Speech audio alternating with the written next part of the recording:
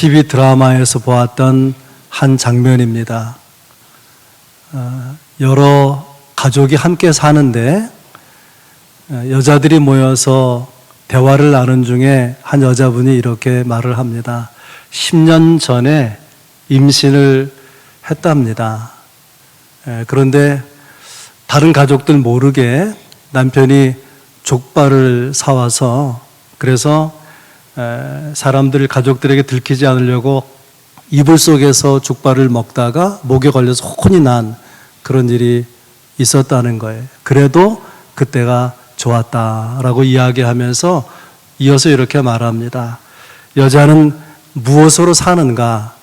비록 단 한 번의 사건이었지만 남편으로 받았던 그 사랑을 추억하면서 10년을 버틸 수 있었다. 그렇게 이야기합니다. 사람은 확실히 사랑으로 삽니다. 사랑이 있어서 살고, 사랑이 있어서 의미가 있고, 사랑이 있어서 병이 치유되기도 하고, 사랑이 있어서 삶이 소생하기도 하고요. 심지어는 사랑이 있어서 죽음도 담대하게 받아들이기도 합니다. 오늘 본문이 기록되어 있는 당시는 헬라 문화가 지배하고 있었고요. 그때의 사랑을 나타내는 여러 가지 단어들, 여러분이 아는 에로스라고 하는 단어는 남녀 간의 사랑, 애정을 말하는 것이죠. 그런가 하면 스토르게라는 사랑도 있어요.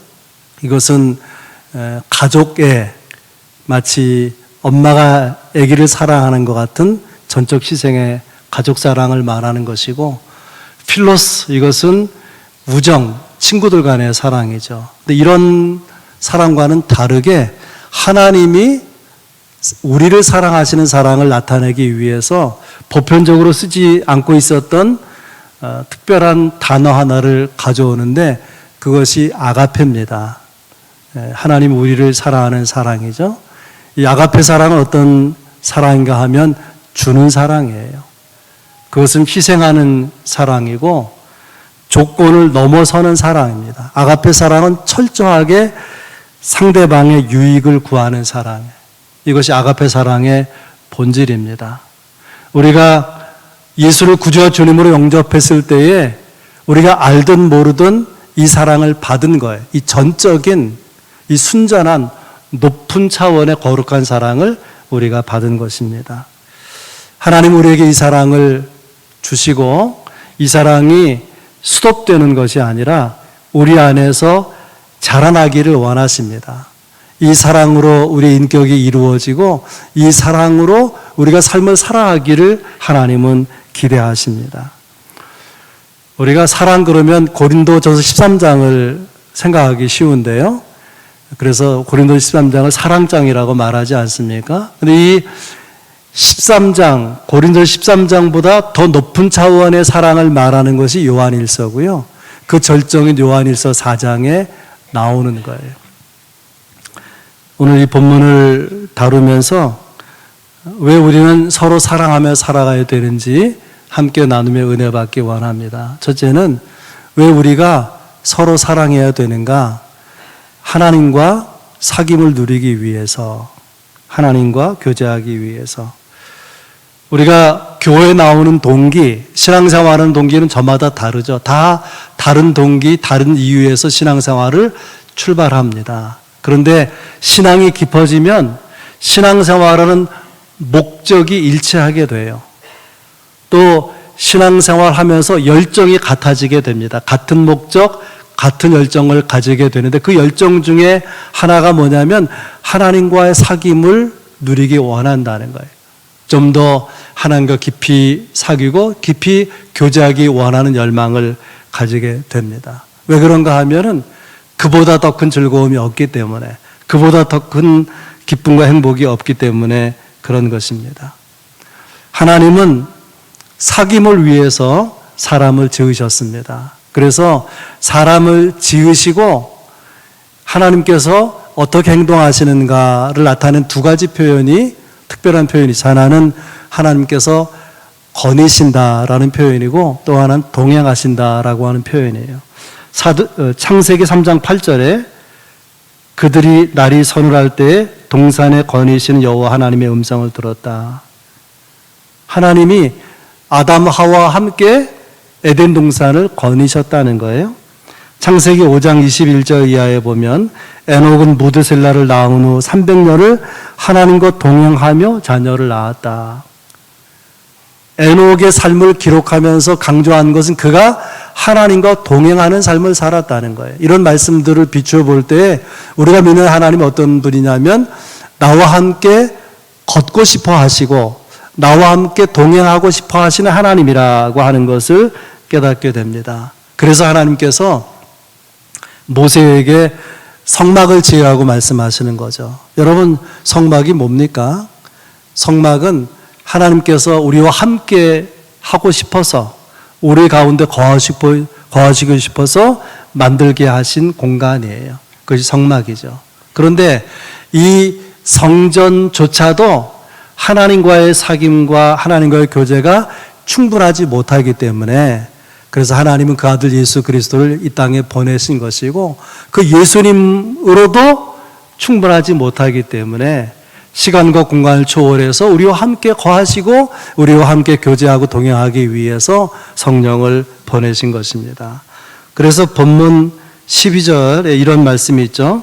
우리가 서로 사랑하면 하나님이 우리 안에 거하시고. 놀라운 이야기예요. 하나님의 백성들이, 믿는 사람들이 서로 사랑하며 살아갈 때에 하나님은 그 가운데 거하신다. 뭐 하실까요? 거하시면서 사귐을 베풀어 주는 것입니다. 그래서 사랑은 하나님이 우리 안에 거하시는 절대 조건이에요. 사랑은 하나님과 교제할 수 있는 절대 조건입니다. 왜 그런가 하면은 8절에서 사도 요한이 직선적으로 한마디로 이렇게 말합니다.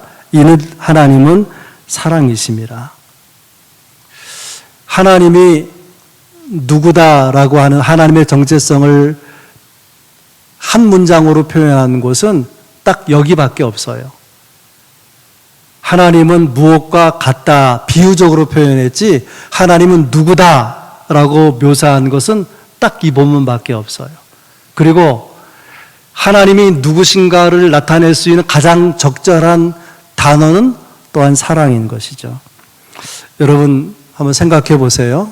왜 하나님이 우주를, 천지 만물을 창조하셨을까요? 그가 사랑이시기 때문입니다. 왜 하나님께서는 온 인류를 구원하기 원하실까요? 그가 사랑이시기 때문입니다. 하나님께서는 왜 지은 세상과 인간을 심판하시고자 하는 걸까요?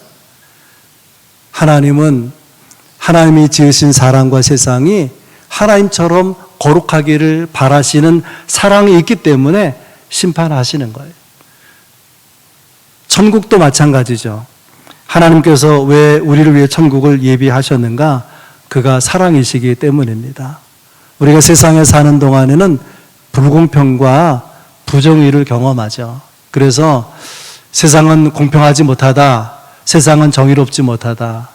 그래서 이 공정과 정의가 시대 정신이고 대선 주자들이 다 이걸 갖고 나오잖아요. 사실 만약에 우리의 인생이 이 세상뿐이라면 불공평한 게 맞고요. 세상의 정의가 온전하지 못한 게 사실이에요. 그러나 하나님이 우리를 위해서 만드신 하나님의 나라에 들어가서 우리가 살 때에 우리는 하나님이 정말 나를 사랑하시는구나. 이 땅에서 가졌던 불만이 사라지게 될 것입니다. 하나님은 사랑이십니다. 우리가 서로 사랑하면 하나님은 우리와 사귐을 나누어 주신다고 말씀하십니다. 여러분, 하나님과의 사귐을 위해서, 하나님과의 교제를 위해서 사람과의 사람과 사람을 사랑하는 일을 열심을 내시기를 바랍니다. 왜 우리가 서로 사랑해야 되느냐? 두 번째는 하나님을 보여줄 수 있기 때문에 그래요. 지구촌 교회의 최성원 목사님의 간증인데 그가 고3 때 교회학교 선생님, 여자 선생님이 이렇게 질문했대. 성은아, 너는 예수님을 삶의 주인으로 영접했니? 성은아, 너는 지금 죽어도 천국 갈 수 있겠니? 성은아, 너는 예수님을 사랑하니? 여러분은 별 감동이 없을지 모르지만 고등학생의 나이는 감성이 활짝 열려 있는 때 아닙니까? 그래서 이 교육교 선생님의 질문이 가슴에 꽂힌 거예요. 그러면서 삶을 돌아보기 시작했다고 합니다. 그런데 이 질문을 한 여자 선생님이 급성 백혈병으로 시한부 생명이었어요. 그리고 더 놀라운 것은 이 여자 선생님을 사랑하는 남자가 결혼해달라고 청혼하고 얼마나 사랑했는지. 그런데 시한부 생명이라고 알고 있기 때문에 나는 결혼할 수 없노라고 그렇게 여러 번 거절했는데도 불구하고 너무 그 청혼이 절절했기 때문에 할 수 없이 청혼을 수락을 하고 결혼을 했는데 1년도 채 살지 못해서 세상을 떠나고 말았습니다. 중요한 것은 이 최성훈 목사님 고3 때 받았던 이 질문과 또 이 선생님의 남자친구가 보여준 사건, 이것 때문에 자기 인생이 바뀌어졌다는 거예요. 백혈병으로 죽어가면서도 너 예수님을 사랑하니? 너 죽으면 천국 갈 수 있니? 넌 정말 예수님을 삶의 구주로 주인으로 영접했니? 하나님의 사랑을 보여준 여자 선생님, 그리고 여자 선생님의 친구, 하나님의 사랑으로 결혼해도 단 몇 개월밖에 살 수 없는 그런 정황인데도 불구하고 사랑했던 이 선생님의 남자친구가 보여준 하나님의 사랑, 그것이 그를 바꿨다는 거예요. 열심히 살아서 그 인생이 바뀐 것이 아니라 열심히 성경을 읽고 성경 공부했기 때문에 그의 삶이 바뀐 것이 아니라 하나님의 사랑을 삶으로 보여준 두 사람의 사건 때문에 자기 인생이 바뀌게 되었노라고, 자기가 목사가 되었노라고 고백하는 간증입니다. 오늘 본문 12절에 보면 이렇게 되어 있죠. 어느 때나 하나님을 본 사람이 없으되, 하나님은 영적 존재이기 때문에 눈으로, 시력으로 하나님을 본 사람이 없다 그 말이에요. 또 그렇게 중요한 사랑도 눈에 보이지 않습니다. 그러나 하나님을 제대로 경험한, 하나님의 사랑을 제대로 경험한 사람의 삶은 바뀌는 것이고요. 또 그렇게 바뀐 사람의 삶을 세상 사람들이 보게 되는 것이라는 거예요. 예수님께서 그래서 예수님의 제자들에게 요한복음 13장 34절 35절에 이렇게 말씀하십니다. 새 계명을 너희에게 주노니 너희가 서로 사랑하라. 너희가 서로 사랑하면 너희가 내 제자인 줄 알리라. 예수님의 제자라는 것을 어떻게 사람들이 보게 되느냐? 그것은 그들이 서로 사랑할 때라는 거예요. 사랑할 때. 그러니 이게 얼마나 중요한 것입니까? 교리보다 중요한 것은 사랑하는 삶을 사는 것입니다. 여러분, 곰곰이 생각해 보세요. 신앙생활은 어려운 것입니까? 쉬운 것입니까? 믿음이 떨어질 때의 신앙생활 잘하는 것은 아마도 어려울 거예요. 그러나 믿음이 좋은 가운데 있다고 할지라도 언제 신앙생활이 어려움을 느끼는가, 어렵다고 느끼는가, 그것은요, 사랑을 실천할 때예요. 사랑을 실천할 때. 내가 사랑을 하려고 할 때에 아들을 내어주신 하나님의 사랑에 대한 이해와 확신과 감격이 없으면 내가 남을 정말 사랑한다는 것은 쉽지 않은 거죠. 그러므로 사랑은 말로 하는 것이 아니라 삶으로 표현되어야 하는 것이고, 그러려면 뜨거운 사랑에 대한 경험이 있어야 되는 거죠. 형수님 아버지가 중환병으로 명지병원에 입원하셨다, 그런 소식을 듣고 병원에 가서 형님 부부를 만났어요. 식사라도 대접해야지 싶어서 가까운 음식점에 들어가서 음식을 주문했습니다. 그래서 두 종류의 음식을 2인분씩 주문을 했어요. 기다려서 이제 음식이 나올 시간이 됐는데 식당에서 이렇게 말하는 거예요. 저희가 순두부 재료가 다 떨어진지 몰라서요. 그래서 순두부는 드릴 수 없는데 다른 메뉴로 바꾸시면 어떨까요? 그랬더니 아내가 아무 불편한 기색도 없이 그러시라고 그랬어요. 그래서 이제 얼마쯤 기다려서 음식이 나와서 먹고 있는데 1인분이 안 나온 거예요. 그래서 물었어요. 왜 음식 하나가 안 나옵니까? 그랬더니 우리는요 3인분만 시킨 줄 알았어요. 4명이 자리에 앉아 있는데 그럴 수가 있나요? 3인분만 시킨 줄 알았다는 거예요.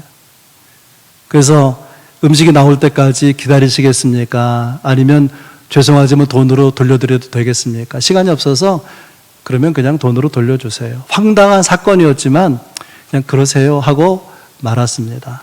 그 다음이 중요한데요. 그 다음에 이제 그 식당에서 일하는 분이 뭐라고 말하냐면 사모님 맞죠? 그래요, 사모님. 무슨 거기에 목사님, 사모님 그런 대화는 없었지만은 다 대화를 듣고 있었던 거예요. 만약에 거기서만 신경질을 부렸더라면 그때 만약에 컴플레인 했다라고 하면은 산통 다 깨지는 거죠. 여러분, 사람들에게 어떻게 하나님을 보여줄 수가 있겠습니까? 우리의 말로서는 보여줄 수 없어요. 하나님의 사랑을 우리가 실천할 때, 행동할 때 사람들은 눈으로 보는 것은 아니지만 하나님을 느끼게 되는 것이죠. 아마 그런 경험을 가진 사람 중에 세월이 흘러서 어느 날 나도 교회 나가볼까? 그때 인상적이었던, 그때 특별한 인상이 있었던 그 일, 그 사건을, 그 사람을 기억하고 한번 나도 교회 나가볼까? 그런 생각을 하지 않겠습니까?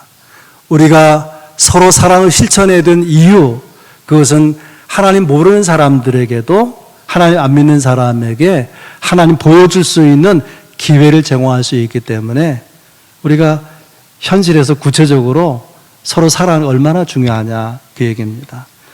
세 번째로 왜 우리가 서로 사랑해야 되느냐? 사랑받은 자의 마땅한 도리이기 때문에 그렇다는 거예요. 영혼을 위한 닭고기 수프라는 유명한 책에 나오는 이야기인데요. 수잔 앤더슨이라고는 34살의 젊은 직장 여성의 이야기입니다. 의사의 실수로 거의 실명하게 됐어요. 참 마음이 괴로웠지만 다니던 직장에서 너그럽게 이해해 주어서 직장에 다시 나와도 좋다. 그래서 직장을 다닐 수 있게 되어서 이제 버스를 타고 직장에 가는데 남편이 데려다 주곤 했습니다.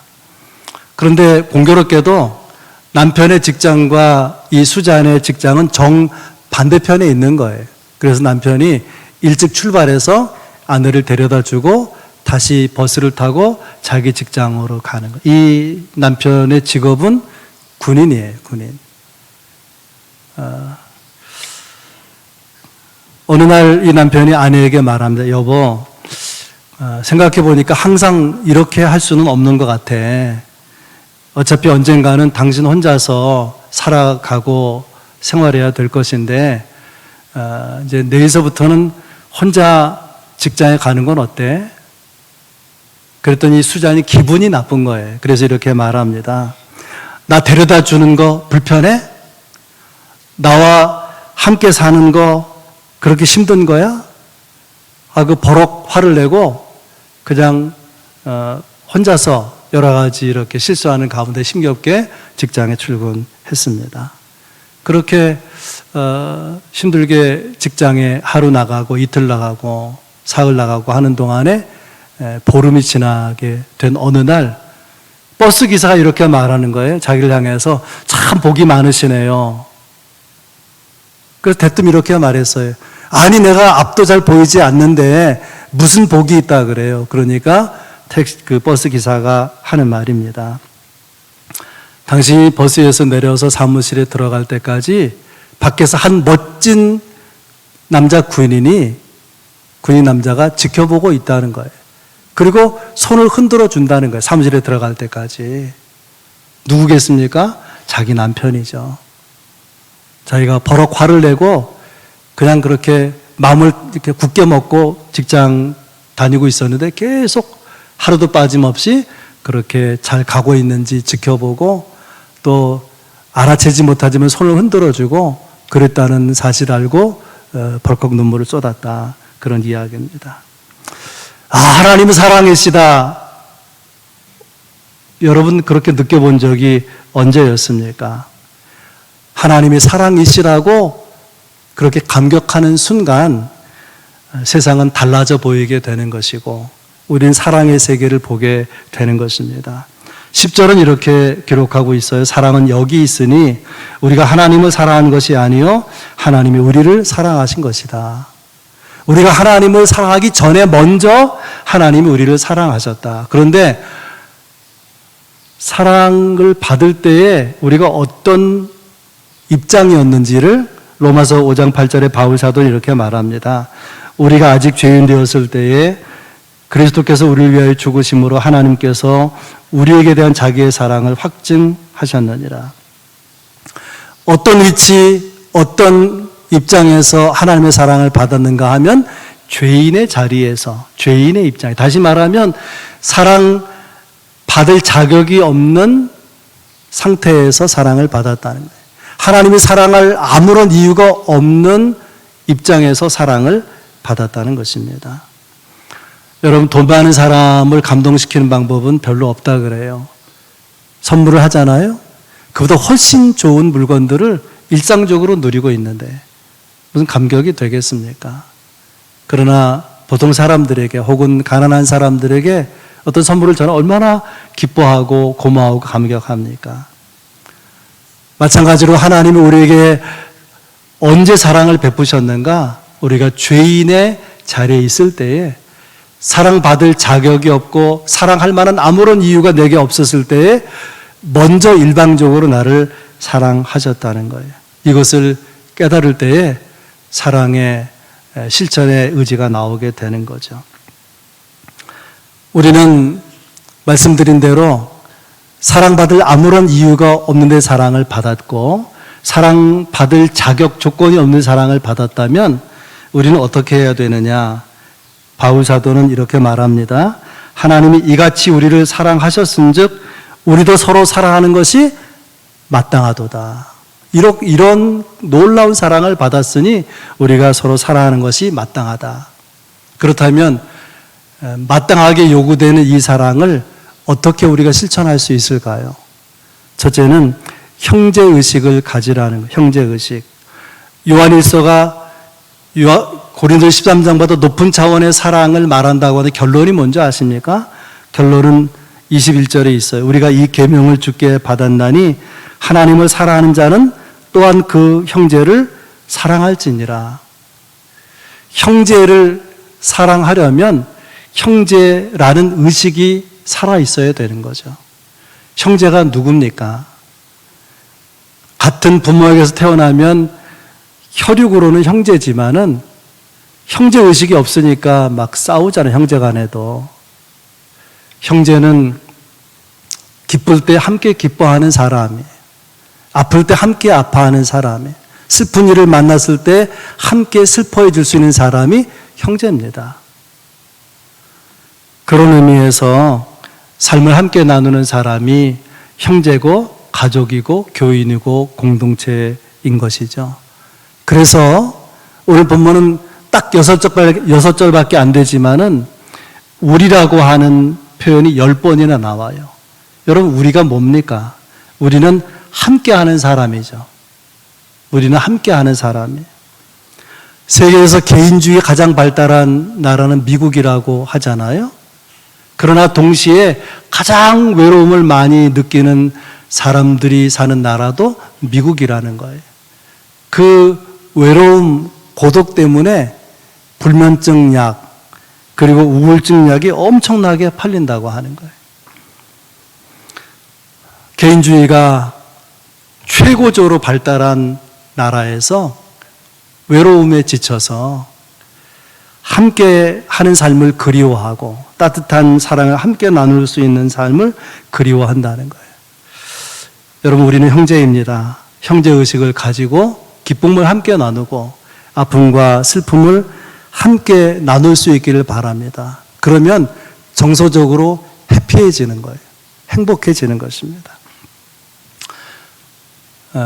마땅한 형제사랑 어떻게 할 것이냐. 두 번째는 마땅한 일로 여기라는 거예요. 21절에 우리가 이 계명을 주께 받았나니, 어떤 계명이냐면 너희가 서로 사랑하라. 형제가 서로 사랑하라는 거예요. 이것이 계명이다. 다른 말로 하면 계명은 명령이죠. 명령에 대한 합당한 응답은 순종하는 것입니다. 순종하는 것. 형제가 서로 사랑하는 것이 명령이라면 마땅히 순종해야 된다, 그런 뜻입니다. 그런데 여러분, 우리가 형제의식을 가지고 서로 사랑하는 것이 단지 명령이기 때문이라면 얼마나 삭막합니까? 얼마나 이것이 부담스러운 것입니까? 그래서 사도 요한은 11절에서 분명하게 말합니다. 하나님이 이같이 우리를 사랑하셨은즉 우리도 서로 사랑하는 것이 마땅하도다. 우리가 누군가를 사랑하는 것은 하나님께로부터 사랑을 받았기 때문이에요. 우리가 누군가를 용서하는 것은 하나님께로부터 용서를 받았기 때문입니다. 하나님이 아들을 내어주시고 우리 엄청난 죄를 탕감해 주신 그 사랑을 받았기 때문에 감격으로 사랑하고 용서하라는 거예요. 마땅한 일로 여기라. 마지막으로 세 번째는 우리가 어떻게 형제 사랑을 실천할 것인가? 사랑의 수고를 하라는 거예요. 여러분, 참된 사랑은 수고를 요청합니다. 사랑하는 마음은 우리 안에 있어요. 우리가 최소한 교회 다니는데, 하나님을 믿고 예배를 드리는데 사랑이 없겠습니까? 우리 안에 사랑이 있어요. 문제는 뭐냐면은 우리의 삶 속에서 이 사랑이 잘 발휘되지 못하는 것은 우리가 그 사랑에 합당한 수고라는 대가를 지불할 마음이 갖추어지지 못해서 그렇다고 하는 거예요. 데살로니가서 1장에 보면 바울사도가 데살로니가 교회 성도들을 세 가지로 칭찬해요. 하나는 믿음의 역사가 있다는 거예요. 또 하나는 사랑의 수고가 있고, 그리고 또 하나는 소망의 인내가 있다. 믿음의 역사, 사랑의 수고, 소망의 인내. 근데 그 세 가지 칭찬 내용 가운데 뭐가 들어있어요? 사랑의 수고, 사랑의 수고가 있단 말이죠. 우리의 사랑이 결실을 보려면, 우리의 사랑이 열매를 맺으려면 거기에 필수 불가결하게 동반되는 것이 수고예요. 수고가 동반되어야만 열매가 된다는 것입니다. C.S. 루이스가 네 가지 사랑이라는 책을 쓰고 말미에 아주 의미심장한 질문을 던졌어요. 우리가 하늘나라에 가면 거기서 서로 알아볼 수 있을까? 우리가 하늘나라에 가면 우리가 서로 알아볼 수 있을까? 그리고 스스로 답변합니다. 지상에서 어떤 종류의 사랑이었는지 혹은 어떤 종류의 사랑이 되어가는 중인지에 달려있다. 만약에 이 땅에 사는 동안에 내 만족만을 위해서 살고 이기적으로만 살고 얻기 위해서만 살았던 사람은 천국에 간다고 하더라도 서로 알아보지 못할 것이다. C.S. 루이스가 그렇게 생각한다는 거예요. 여러분, 우리의 인생이 마무리될 때에 무엇을 후회하게 될까요? 그때 내가 그 정보를 들었을 때 그 땅을 샀어야 되는데, 내가 그때 공부할 때 좀 더 열심히 공부해서 좀 더 좋은 명문대에 들어갈 수 있어야 됐었는데, 임종을 앞둔 숨을 헐떡이는 사람이 그런 후회하는 사람이 있겠습니까? 사람의 생명이 다 이렇게 마감하는 마지막 순간에 그런 후회를 하는 것이 아니고, 뭘 후회하냐면 사랑으로 살지 못한 것, 더 많은 시간을 사랑하는 시간으로 쓰지 못한 것을 후회한다는 것입니다. 말씀을 정리하겠는데요, 사랑의 수고, 대단한 것이 아니라도 괜찮습니다. 작은 수고라도, 작은 희생이라도, 작은 섬김이라도 괜찮습니다. 오늘 예배하고 여러분 한 주간을 하나님 백성으로 그리스도인으로 살아가게 될 텐데 삶의 자리에서 사랑의 수고가 있기를 간절히 소원합니다. 그리고 언젠가는 그것이 하나님의 사랑의 열매로 맺혀지기를 주의 이름으로 축복합니다. 사랑하는 자들아, 하나님이 이같이 우리를 사랑하셨은즉 우리도 서로 사랑하는 것이 마땅하도다. 기도하겠습니다.